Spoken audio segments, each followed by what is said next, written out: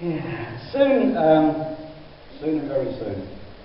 I'm on study leave in November, and during that time I tend to start putting together, or even put together, the Readers One readings for next year. Last year I put them together and brought these readings, just felt led that certain readings fit in certain places and so on. And that's how we got this year's Readers One. I hope you're still reading the Readers One. Reading a lot of reading in it. And there'll be a new one out next year, of course. But you know, 11 months after I put those together, today's reading, this week's reading, is Acts 2. And I kind of looked at that on Monday and I said, as I sometimes do now, really, Lord, you gave me that reading, Acts chapter 2, for this particular Sunday. Dreams and visions, a passage that has its roots in the Old Testament, comes from Joel 2. If you want to flip through that at any time, you will see, actually it's a harvesty reading. Because it starts off by talking about, in Joel 2:24, I won't read the whole thing, the threshing floors will be filled with grain, the locusts that have been there for the last few years will go, and there will be plenty to eat. And verse 27, then you will know that I am in Israel, that I am the Lord your God, and that there is no other. Never again will my people be shamed. And then it goes on, and afterward I will pour out my spirit on all people. Your sons and daughters will prophesy, your old men will dream dreams, your young men will see visions. And you know what? Having read the verses in Acts and Joel several times this past week, I started to see how the Lord put this together 11 months ago, knowing, as I didn't then, what we'd be thinking about this month. At our church conference we had, the preceding messages that I've been given, which were taken out, not taken out of Readers One. So let's see what you think. Knowing where we've been the last couple of months on Sundays and over our weekend, let's see how the Lord put this here on this particular day, this particular week. All last week, as I say, I was thinking about dreams and visions. Dreams and visions. I was daydreaming dreams and visions. And the words of the Lord came to me in the week, as many of you will know, from Proverbs 29, verse 18. Use the King James Version, you'll be familiar perhaps with the words more. Where there is no vision, the people perish. NIV says, where there is no revelation, people cast off restraint. We all need vision. We all need dreams. And the Bible tells us that without them we perish, or we fall away from God. We cast off restraint. I wonder, therefore, do you have a vision? Do you have a dream? Because I think you need to. In fact, biblically, you need to. We all do. And so we need to ask the Lord to give us a vision, a dream for the future. Because that gives us purpose, that kind of drives us forward. Here's the thing, the best goals are those that are done for God and His kingdom, and that they are so kind of big that they won't happen unless He's in them. You know, if we kind of have a dream or a vision, a godly one will be, but we can't think, oh yeah, I can do this on my own. That's not relying on God. That's not pushing us forward and saying, Lord, you've got to come with me on this one. And whilst there is no vision, if we don't have a vision, the enemy is one. The enemy doesn't want us to have a vision or a dream. And while we don't have a vision or a dream, he's one. We're perishing. We're wandering around, not doing what God wants us to do. But when we start to follow the dream, the fight's on. Here's the sad thing I was thinking about during the week. The truth is, most Christians never venture out of their comfort zone. And we thought this morning of those in other lands who are struggling. Most Christians in the Western world don't venture out of their comfort zone in order to establish some dream or vision and stand up for them. Much less do we ever see that we've achieved the goal in some way. And yet each Christian should establish personal dreams and visions that God has given them, and need to ask what God's vision is for your life. Individual Christians should come together to establish the dreams and the visions of their particular church, in our case Highfield, under the Spirit's direction. And each church should come together and realise and achieve the visions and the dreams that God has given to them. Work out how to get there. I was thinking of Joseph in Genesis 37. Joseph had this dream, basically, that his brothers would someday bow down to him. He didn't know why. It wasn't his dream in that sense. He didn't make it up. It was not kind of his desire that everyone bowed down to him. It was a dream that was given to him by God. Joseph had a second dream. And his dream not only included his brothers bowing down, but also his parents as well. And we read in Genesis 37 and verse 10, when he told his father as well as his brothers, his father rebuked him and said, "What is this dream you have? Will your mother and I and your brothers actually come and bow down to the ground before you?" His brothers were jealous of him, we know that. But his father kept the matter in mind.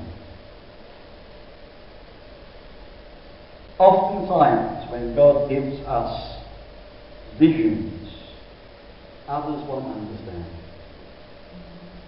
or may be jealous.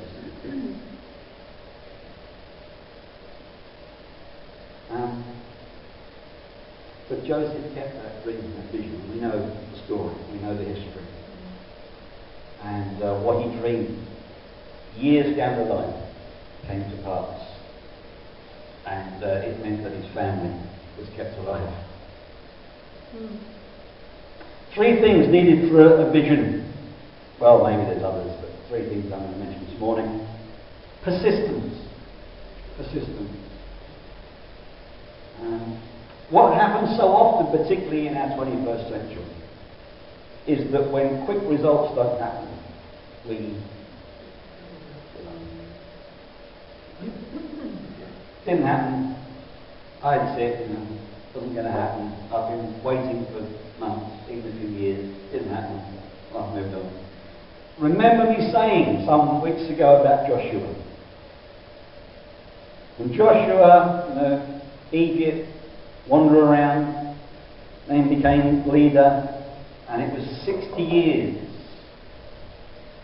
before he saw that dream or vision come to pass. You see, if God gives us a dream or a vision, there's no kind of time limit, there's no age limit.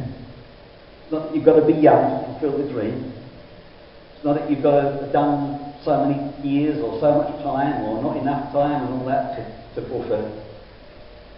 God sometimes waits, as in someone like Joshua's case, to see how faithful that person is, to see how they grow, to see how they develop and become strong or become more faithful in the Lord before the dream is then fulfilled. So persistence is important. Perspective. A fresh perspective on God is what we so often need when it comes to God's dreams and visions.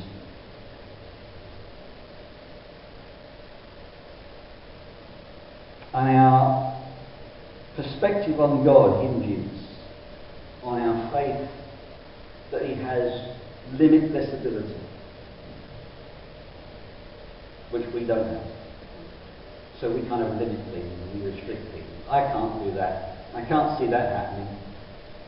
It's because we put restrictions because of our human understanding. But when we get a vision or a dream from God, we know that God has limitless ability. And if we're relying on Him, it can happen. It will happen. A few verses from various parts of Scripture. Luke 18:27.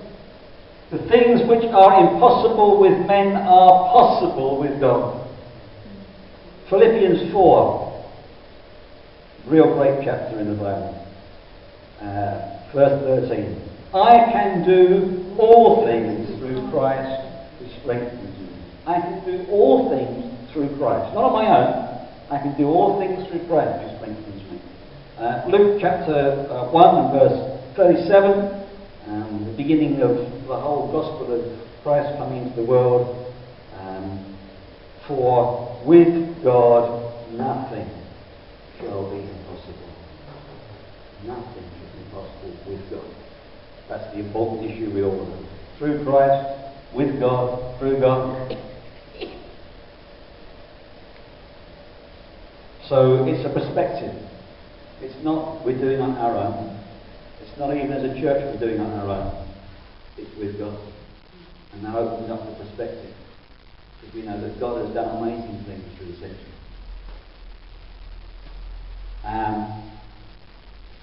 And then I put past, just another P. But sad to say that our past can hinder our dreams and visions. Past circumstances can rob us of what God wants to do in and through us. And as I say some of these things, some of you will perhaps that is me. Many of us can go back to things that our parents did. And we kind of see that now as something that perhaps restricted us, or is still restricting us. You know, we're used to relay as if you're not going to do that. You're not going to achieve. Why don't you try this instead of that?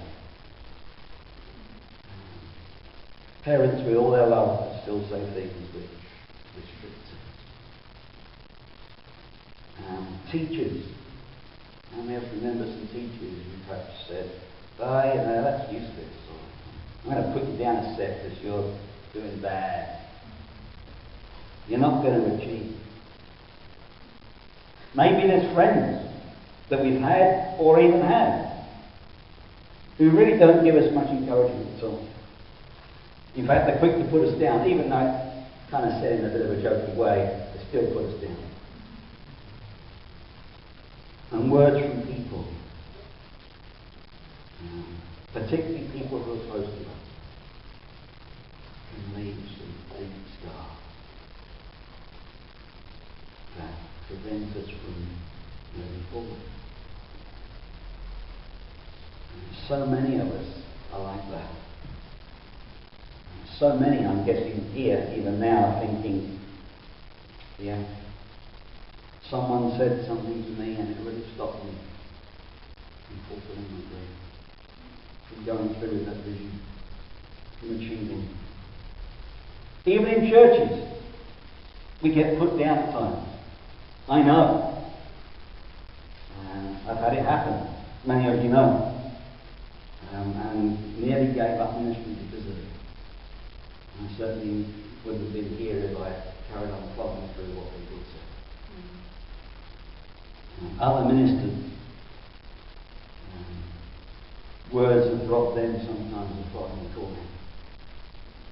The vision that God gave me. Now don't let any human being rob you of achieving. Because God knows you. God has put you here. God has given you gifts. God has got a goal, a vision, a dream for each one of you. It doesn't matter whether you're 16, 60, 106. You've still got that in you that God has given to you. Don't kind of say, oh well, in the past it didn't work out, someone said something, or I didn't get anywhere. Don't let the past or setbacks keep you from fulfilling the dream that God has for you, the vision that God has for you.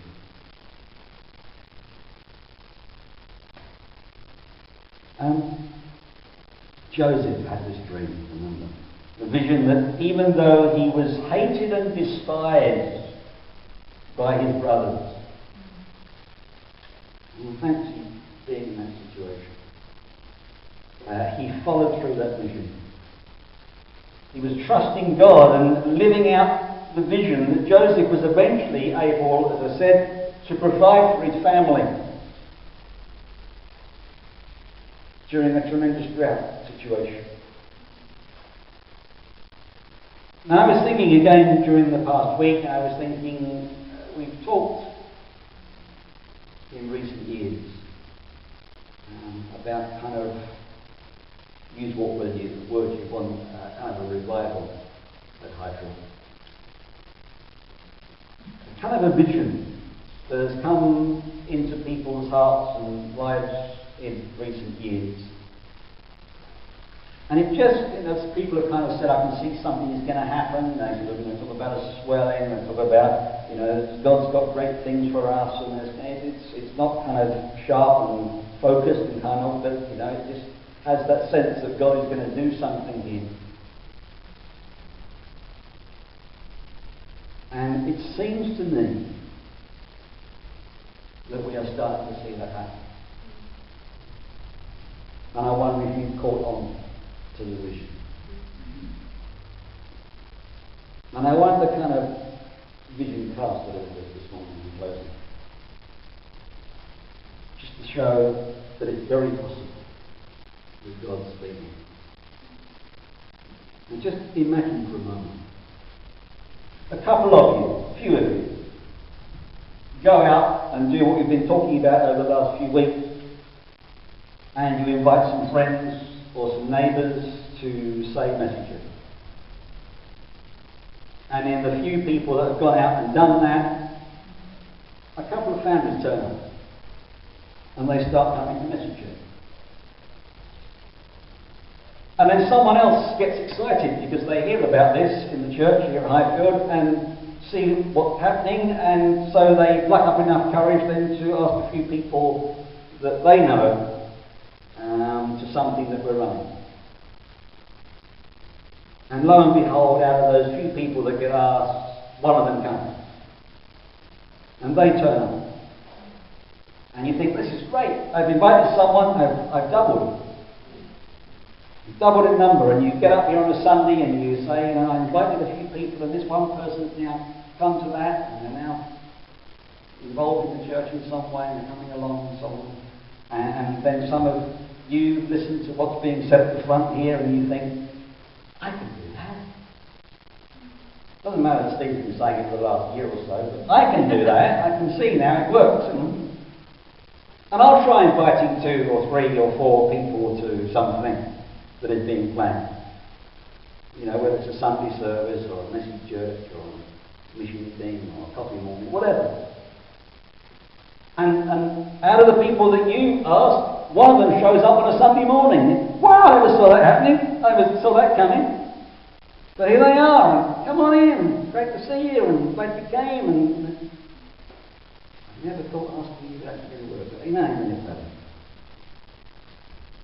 And then we can continue as a church to keep praying for each other. Remember the last couple of weeks I've kind of said, we need to pray for each other when we meet up, Tuesdays, other times, get together in a trip, get together with somebody else and just say, can you pray for my neighbour and my relative and my friend, and I'll pray for your neighbour and relative and workmate, and let's keep praying for them on a regular basis and see how the Lord leads. And there's kind of an excitement starting to run now through the church. And come next harvest, in October, that I talked about last week, we have 30 new people coming to something. Some message church, some maybe coffee morning, some maybe a pizza night, maybe a Sunday service, something else.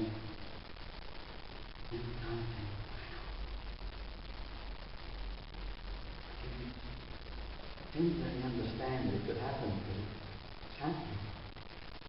Because I've done my little bit of inviting 2 or 3 people, and someone else has done another bit of inviting 2 or 3 people, and over a year, 30 people have turned up. And it's doubled. You don't even think about it. Now we look back in a year's time and go, how did that happen? Only God could have done that. And the vision that I talked about a few weeks ago of governing, and maybe some of us are still sceptical. The dreams, the vision can become reality. Okay? It's happening, actually. It's already happening. Already our church membership is the highest it's been for years. If you think back over the last year, how many new people we've actually got coming to either Sunday or Mr. Church, extra people, new people. So it's starting, church. Don't let the enemy deceive you. He wants to destroy that vision, that dream. No, you can't do that. It's not going to happen. Not in Rushden, not in Highfield. But it can. And I believe it will. If we come together and pray and work and stick with that vision that God's given to us, I feel we're not perishing. I believe the Lord is sending a revival. And it's based on our commitment and our obedience to Him. There was a little line I picked up on The Apprentice in the week. It's not a biblical quote. But it kind of just stuck in my head because it was said almost off the cuff. It says, I don't know if you saw this and remember it now. The dream works when the team works. Yeah, a bit cheesy, but kind of what I'm saying here. When we work together under God, the actual dream, the vision of God's given us works. So think big, church. Attempt something great for Him. You remember William Carey. Expect great things from God. Attempt great things for God. Let's come before that same God and seek Him. Seek His vision, His dream for us as individuals and us as a church.